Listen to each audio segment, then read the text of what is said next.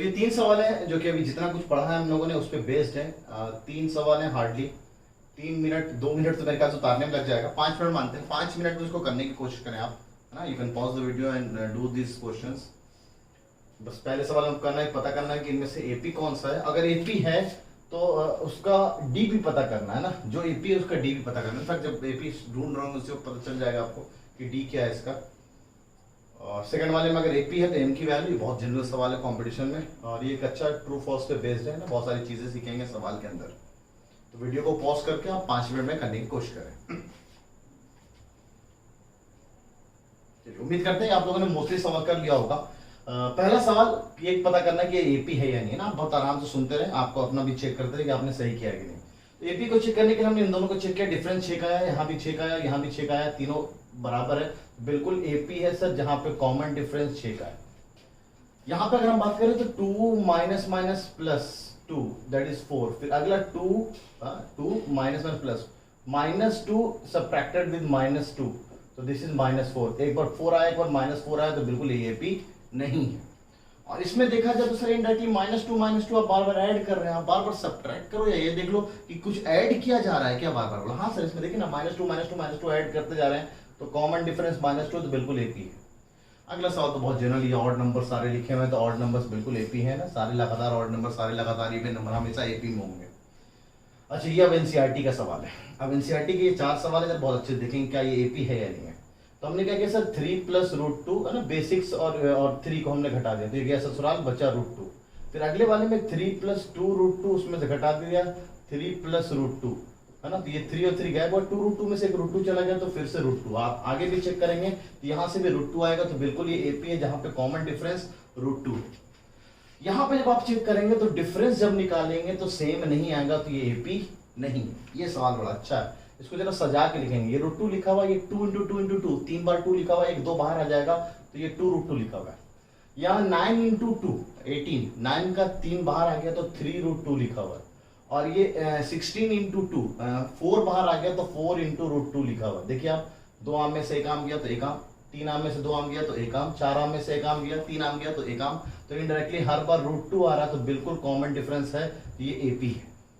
और third part अगर class 8th में अगर होंगे आप तो शायद आपको पता होगा, difference of the 2 consecutive square का हम नंबर का कंसेक्यूटिव नेचुरल नंबर के स्क्वायर का डिफरेंस लेंगे, the result is always an odd number, sequence odd number. यहाँ 1 लिखा हुआ है, 4 - 1 3, ये 9 - 4 5, 9 16 - 9 7। देखिए लगातार वाले ऑड नंबर्स लिखे हुए हैं, सारे के सारे ऑड नंबर्स। और मैंने क्या बोला था, ऑड नंबर्स हमेशा एपी में होता है। तो अगर ये बात आपको एक नोट, जनरल नोट पता होता तो बड़े आराम से कहते हैं हाँ सर ये एपी है, जहाँ पे कॉमन डिफरेंस 2 निकल के आने वाला है।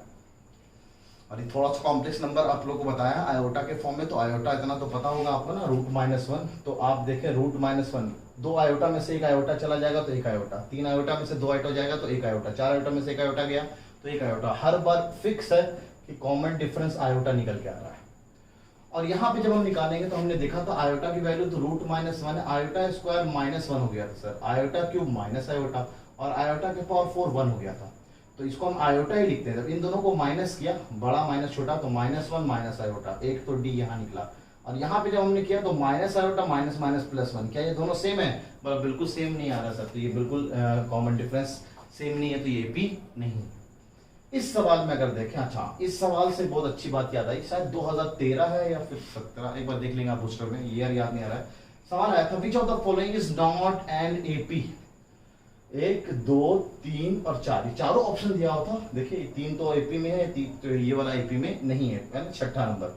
तो इस तरह सवाल एक बार आ चुका है एमयू में ना, इसलिए मैंने यहाँ पे बहुत सारे सवाल, यहाँ तक तो आपको एनसीईआरटी से देखेंगे, 1 2 यहाँ भी एनसीईआरटी से, बाकी सब मेरे खुराफात है ना। बचपन में खुराफात करता था, वही यहाँ पे पढ़ाते वक्त भी खुराफात करता हूँ, ताकि आप नए नए चीजें को सीख सकें। जैसे यह आयोटा वाला भी चीज आपको मैं सिखाने के लिए लाया हूँ, ये वाला चीज तो आपको एनसीईआरटी में दिख जाएगा। हर बार सारे नंबर सेम लिखे में तो कॉमन डिफरेंस सर 0 आता है, इसको हम लोग कांस्टेंट एपी कहते हैं। अभी सबका निचोड़ अभी हम लोग लिखेंगे ना, बहुत सारे काम की बातें अभी सीखने वाले हम लोग यहाँ पे। हाँ, अब यहाँ से चालाकियां शुरू। एक नॉर्मल बंदा अगर इसको सर्ट्स के बारे में सही से नहीं पता, वो देखेगा सर 3 3 3 3 का गैप है, तो बस √6 माइनस √3, √3 होता है, बकवास, बिल्कुल नहीं होता है, ऑलरेडी बता चुका हूँ। सिमिलरली √9 माइनस √6, ये भी √3 होता है, ये भी गलत। तो जो बंदे को रूट सर्च की कॉन्सेप्ट क्लियर नहीं होगा तो बेसिक विद एपी, तो इसको बोलेगा कि एपी है, बिल्कुल ये एपी नहीं है। फिर इसको बोलेगा नहीं सर ये तो 157 का स्क्वायर है तो एपी होगा ही नहीं, आप लेकिन कैलकुलेट करके देखो बिल्कुल एपी निकल के आता है 125 49 73, 24 के गैप में ये एपी है, तो कॉमन डिफरेंस 24 है, आपके एनसीईआरटी से उठाया होगा मैंने।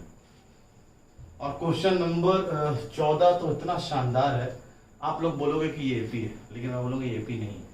क्यों? अब एक छोटी सी चीज, सीक्वेंस में अगर आपने ध्यान दिया होगा, मैंने बोला था आपको जितने भी टर्म दे रखे हैं सबको चेक करना चाहिए। तो आपने यहाँ पे चेक किया कॉमन डिफरेंस 5, यहाँ पे चेक किया कॉमन डिफरेंस 5, आप बल्ले बल्ले खुश। बहुत कम बच्चे क्लास में है, मतलब होते हैं 15-20% बच्चे होते हैं जो इस सवाल को सही करते हैं। बस 2 को चेक किया, अगला क्यों नहीं चेक किया भाई? अगला तो यहाँ पे 4 का डिफरेंस है। हर टर्म, जितने भी टर्म दे रखे हैं सब टर्म तक चेक करना है। 5 टर्म तक भी दिया होता है तो 5 तक को चेक करना होता आपको। तो यहाँ पे ये सेम नहीं आ रहा है, इसलिए ये एपी बिल्कुल नहीं।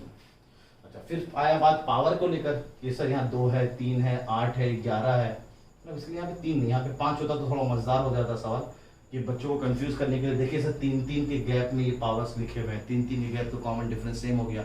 मतलब भैया हमें पावर से मतलब ही नहीं, हमें तो ओवरऑल नंबर से मतलब है। ओवरऑल नंबर ये 4 लिखा हुआ है, ये ओवरऑल नंबर 32 लिखा हुआ है, ये ओवरऑल नंबर 512 तो 256 लिखा हुआ है। क्या ये कॉमन डिफरेंस सेम आ रहा है? मतलब बिल्कुल नहीं आ रहा है। जब ये सेम नहीं आ रहा तो ये एपी है ही नहीं। सेम हो जाएगा सर, नीचे देखिए ना सर, नीचे 3-3 के गैप में लिखा हुआ है नंबर 2, 5, 8, 11, तो इस हिसाब से ये तो एपी होना चाहिए। वैसे पहले अगर यहाँ पे 2 भी या 3 भी होता तब भी वो एपी नहीं था ना, फिर भी मैंने चेंज किया थोड़ा, यहाँ पे 2-3 सब कंफ्यूज सीखने के लिए बेसिकली कुछ नहीं। 2, 5, 8 और 11 देखे तो सर नीचे तो सब नंबर एपी में लिखा है। क्या नीचे से मतलब है या ओवरऑल नंबर से मतलब है? Overall this is 0.2, sorry 0.5 and 1/5 is 0.2, 1/8 is 0.16 के करीब। आप चाहो तो इसको कैलकुलेट करके देखो, क्या ये कॉमन डिफरेंस हर बार सेम दे रहा है? बिल्कुल नहीं दे रहा, तो ये एपी बिल्कुल नहीं है। ये आप सही से देखें तो ये एचपी है, हार्मोनिक प्रोग्रेशन है, ठीक है। तो इसमें से बहुत सारे आपने देखा कि बहुत सारे इसमें से एपी हैं, बहुत सारे एपी नहीं है। उसके पीछे मेन रीजन यही है एपी को पता करना। तो आप ये देखो ओवरऑल जो नंबर दे रखा है उसकी वैल्यू और अगले वाले नंबर की वैल्यू, उन दोनों को घटाया, फिर थर्ड टर्म और सेकंड टर्म को घटाया। हर बार एक कांस्टेंट टर्म जनरेट होना चाहिए, कांस्टेंट नंबर जनरेट होना चाहिए, चाहे वो पॉजिटिव भी हो सकता है, नेगेटिव भी हो सकता है और इवन 0 भी हो सकता है।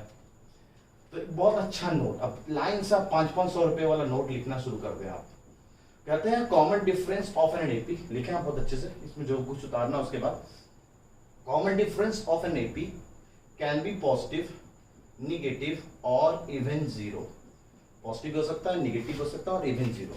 यानी इफ d इज पॉजिटिव, कहते हैं अगर d ग्रेटर देन 0 यानी पॉजिटिव हो, तो ऐसे केस में हम इसको इंक्रीजिंग एपी कहते हैं ना। एपी के टर्म्स हमेशा बढ़ रहे होंगे। आप चाहो तो देख लो, जहां पे d पॉजिटिव आया है वहां पे टर्म बढ़ रहा है, d पॉजिटिव आया है, d पॉजिटिव आया टर्म बढ़ रहा है, d पॉजिटिव आया टर्म बढ़ रहा है, तो उसको हम लोग इंक्रीजिंग एपी कहते हैं।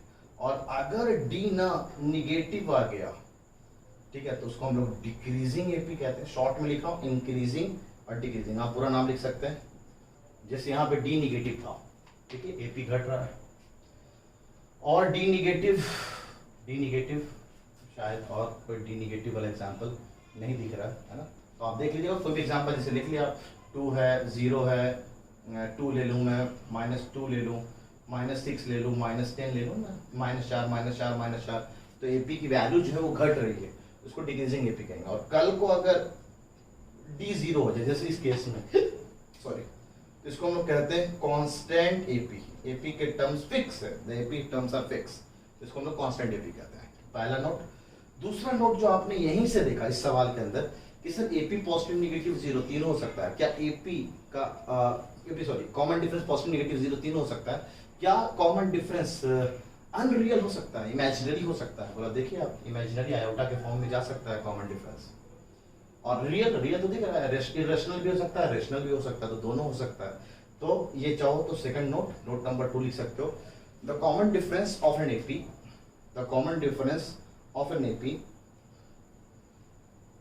Can be real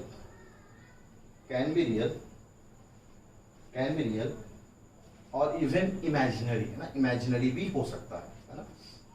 the common difference of an AP can be real और इवन इमेजिनरी भी हो सकता है।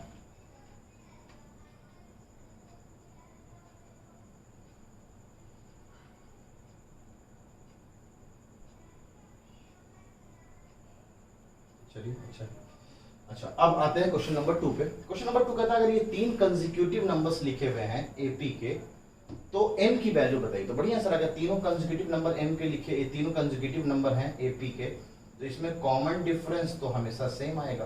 तो दिस माइनस दिस है ना, इसको हम t2 बोल देते हैं, इसको t1 बोल देते हैं, इसको t3 बोल देते हैं। तो कॉमन डिफरेंस यानी t2 minus t1 will also be equal to, एक तो हम ऐसा मान लेते हैं, एक और d मान लेते हैं, t3 माइनस t2 है ना, ये दोनों अपने बराबर होगा। तो कैलकुलेट करते हैं, m minus 3m plus 2 will be equal to, यहां से कॉमन डिफरेंस और यहां से common difference, m minus 5 minus का m, कैलकुलेट किया, m माइनस 3m माइनस 2 और m माइनस 5 माइनस m, ये तो भाई सब ससुराल चले गए, ये हो गया माइनस 2m, ये 5 में से 2 गया तो ये आया माइनस 3, तो ये माइनस माइनस कैंसिल, तो m की वैल्यू आ गई 3/2। तो यहाँ पे फाइनल आंसर 3/2 है। सही, बहुत अच्छा और बहुत शानदार, इसको इंपॉर्टेंट लगा सकते हैं। इस तरह का सवाल किसी न किसी एंट्रेंस में दिख जाता है। ठीक है, यहाँ से आप उतार लीजिए, है ना, सॉल्यूशन बहुत आसान है। बढ़ते हैं नेक्स्ट क्वेश्चन की तरफ। State true and false. एक सीधे लफ्जों में कहूँ तो इसको तो मैं नोट में लिखवाता हूँ कि ऐसा आप नोट याद रखो। मेरे हिसाब से है ना, ये सारे के सारे ट्रू लिखे हुए हैं, सब के सब ट्रू है और हर चीज सीखेंगे यहाँ से ना, बहुत सारी चीजें सीखेंगे। जैसे नोट नंबर 3 से शुरू करें आप। सर ABC अगर AP में है तो ये B माइनस ए और C माइनस बी ये बिल्कुल बराबर होगा, हमेशा बराबर होगा। इनडायरेक्टली लिखा क्या, B minus A common difference, C minus B ये भी कॉमन डिफरेंस, और कॉमन डिफरेंस हमेशा बराबर होता ही होता है। तो ये बहुत जनरल चीज है जो मैं लिखवा रहा हूँ। इफ 3 नंबर्स या 3, हाँ नंबर्स लिख लेते हैं, if 3 numbers are in AP, पहले सुन लें, उसके बाद 3 नंबर्स नाम भी लिख लेते हैं, A, B and C are in AP, then हमेशा ये बात ट्रू है, B minus A will be equal to C minus B.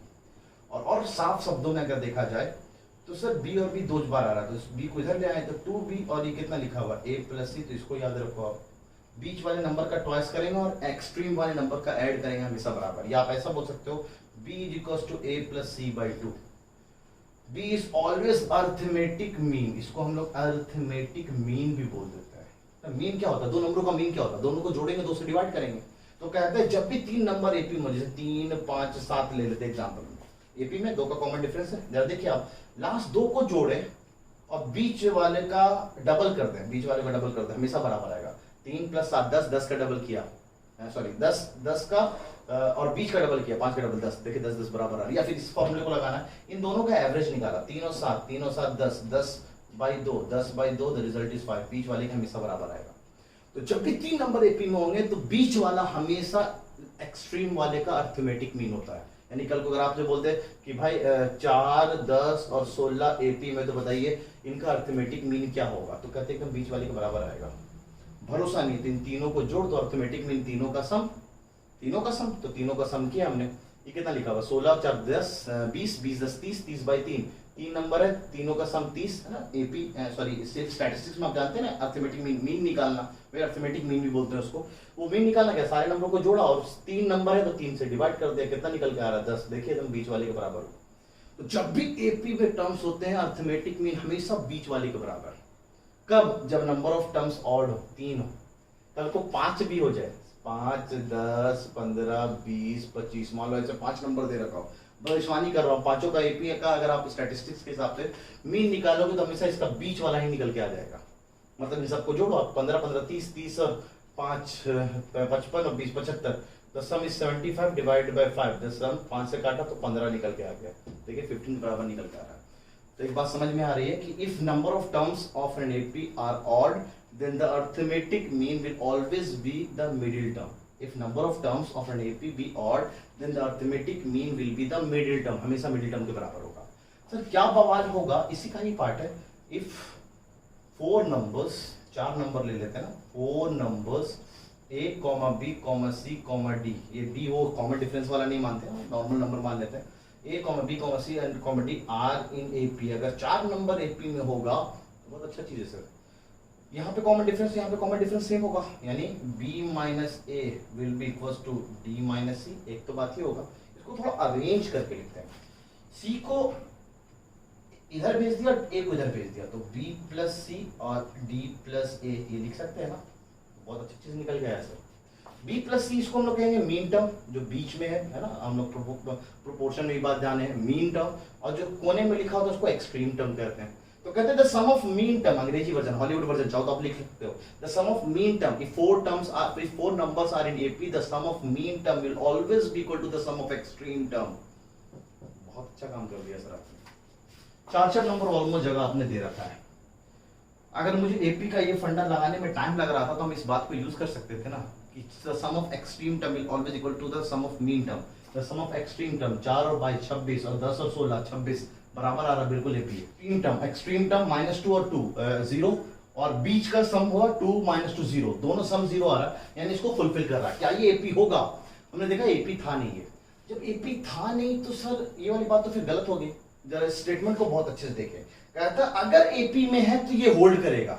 ऐसा थोड़ी कहा गया कि ये होल्ड करेगा, ये होल्ड कर रहा होगा तो एपी में होगा, मतलब कन्वर्स इज नॉट ट्रू। ये आप डबल इंप्लीकेशन नहीं चल रहा है। तो ये 4 नंबरों के लिए खासकर ध्यान रखेंगे आप, ये दोनों तरफ से बात ट्रू नहीं है। 3 नंबरों में तो ये बात एकदम दोनों तरफ से ट्रू होता है, जहां पे ऐसा हो रहा होगा बिल्कुल वो टर्म एपी में होगा। लेकिन 4 नंबरों में ऐसा डबल इंप्लीकेशन नहीं चल रहा होता। 4 नंबर अगर एपी में है तभी ये बात ट्रू है, अगर ये बात ट्रू है तो 4 नंबर एपी में, ऐसा कोई जरूरी नहीं है। ये आपको एग्जांपल नंबर 2 बहुत अच्छे से समझा रहा है, ठीक है। सेम आप चाहो तो यहाँ पे एक सवाल में मैंने चालाकी किया था तो आप इसको बड़े आराम से चेक कर सकते थे। 18 4 22 और 9 और 14 23 दोनों सम सेम नहीं आ रहा है सर, तो बिल्कुल ये एपी नहीं है। यानी एक प्रॉपर्टी आपका ये तो बड़ा काम कर सकता है कि अगर आपको नंबर से एपी में चेक करना हो है या नहीं है, तो इस बात को आप यूज कर सकते हैं। अच्छा आगे, तो इस बात से सेम गोस ना, ये वाली बात तो ये लिखी हुई है तो ये बात एकदम ट्रू है। अच्छा ये अगला स्टेटमेंट नोट नंबर आप 4 करके लिख सकते हैं ना, नोट नंबर 4, ये भी 500 रुपए का। कहते हैं एपी के टर्म्स को उलट दें तब भी वो एपी में रहता है। ये बात हम लोग ना गौस बाबा ने बहुत अच्छे से दिखाया था, उलट भी दिया तो तब भी वो एपी ही रहा था ना, बस कॉमन डिफरेंस उलट जाता है। कॉमन डिफरेंस जस्ट निगेटिव हो जाता है पुराने वाले पे। जैसे कॉमन डिफरेंस मान लो 3 4 5, एक का कॉमन डिफरेंस है, अगर मैं उसको उलट दूं 5 4 3, अब कॉमन डिफरेंस -1 का होता है। तो एक नोट लिख सकते हैं, if each term of an AP are reversed, then the resulting sequence, if each term of an AP are reversed, then the resulting sequence is also an AP with common difference as negative of the original one। बस जो भी common difference आएगा उसका उल्टा वाला, ठीक है। यहां तक तो आपने उतार लिया है, ठीक है। अच्छा और आगे बढ़ते हैं। हाँ सर, क्वेश्चन नंबर 4 और 5, तो यहाँ पे हम लोग सीखते हैं कि सर अगर हमें ये पता करना है कि एपी में जाएगा या नहीं जाएगा, तो आपको यहाँ पे रिलेशन पता है, फिर इसको यहाँ से घटाओ, यहाँ भी इसको घटाओ, देखो कि जो नंबर बन रहा है वो सेम बन रहा है कि नहीं। अगर सेम बना तो ये पे, ये आपका तरीका बोर्ड का, हम तो एज्यूमिंग ट्रिक चलाएंगे बस। इस तरह के सवाल में हम एज्यूमिंग ट्रिक से काम कर लेंगे, बिल्कुल।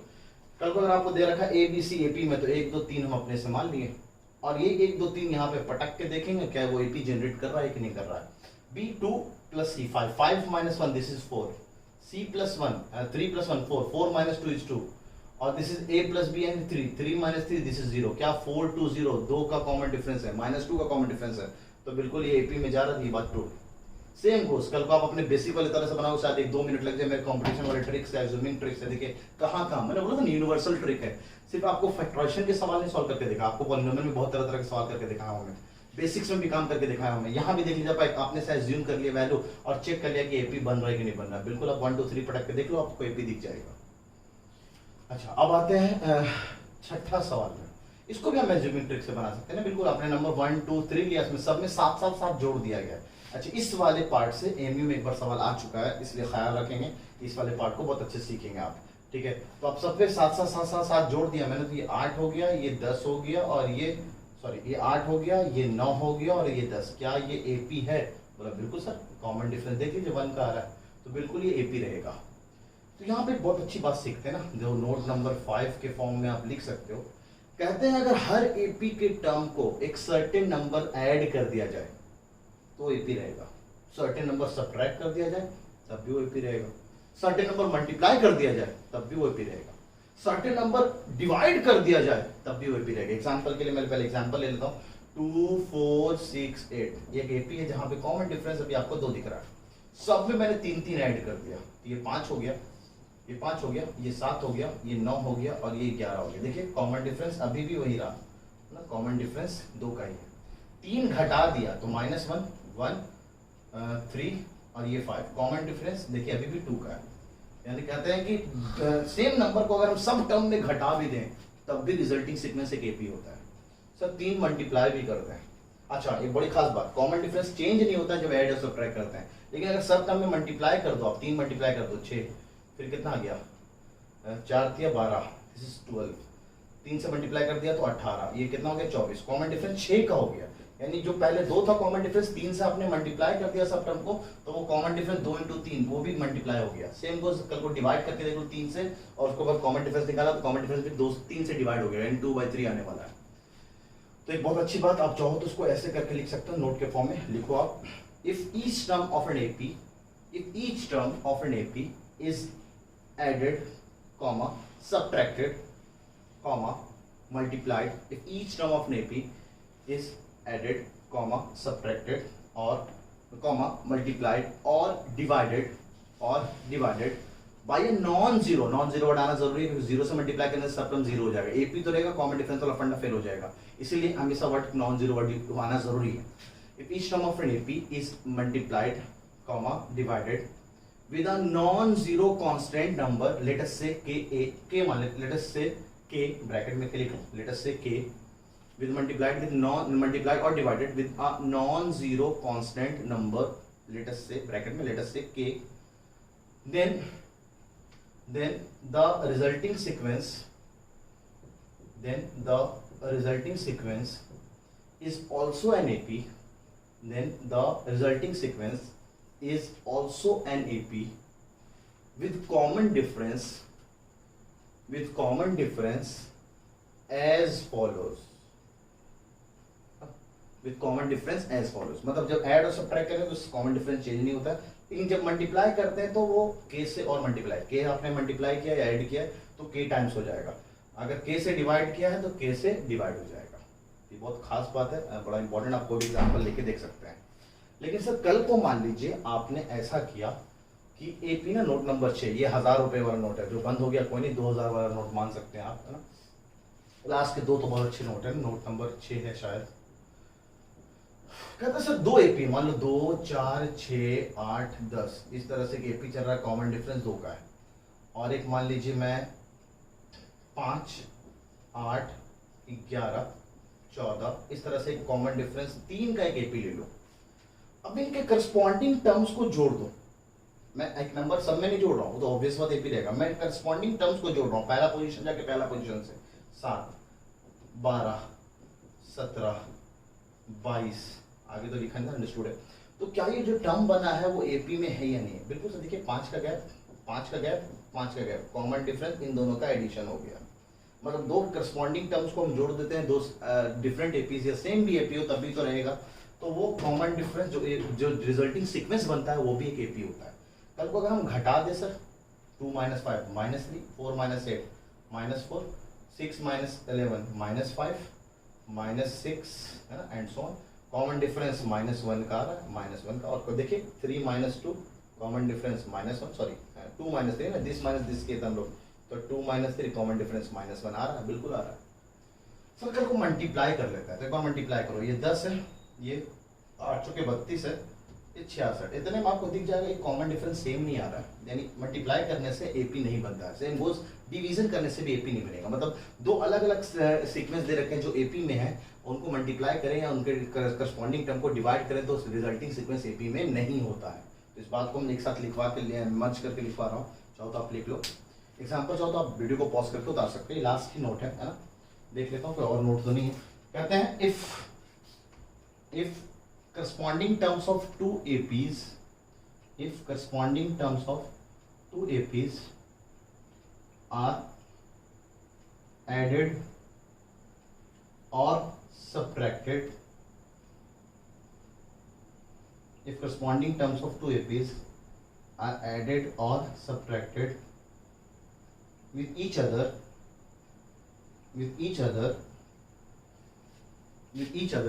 then the resulting